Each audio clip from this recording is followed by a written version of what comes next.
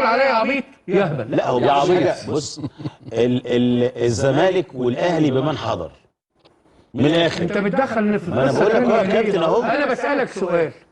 لو انت اللي قلت على الاهلي ما ده انت حر، انت اهلاوي تقول زي ما انت عايز. ابقى انا ايه؟ لا عادي، لا ما تقولش. لا يا كابتن، لا يا كابتن، ده رايك. انا ايه؟ حر شويه. انا عبيط. لا لا يا راجل بص كلام. لا يا كابتن لو سمحت. لا انا اعترض، ما تقولش كده لو سمحت. اوكي ده رايك. اسمعني بقى. ده رايك يا كابتن. اسمعني بقى. اسمعني بقى. قول. انا الحكم، انا ومنير. هو احنا من غير امام عاشور ومن غير زيزو ومن غير تريزيجيه ومن غير بن شرقي وبالغربي والكلام ده، النادي الاهلي واخد 44 دوري و37 كاس. لو حسبت كل انديه مصر كان في لعيبه كويسه واللعيبه بطلت. والنادي الاهلي بياخد بطولات. يعني معنى كده النادي الاهلي مش واقف على لعيب. لا طبعا. لا طبعا. والنادي الاهلي ما بيتلوش دراعه. لما يطلع واحد لا بس هقول لك يا كوكي، معلش.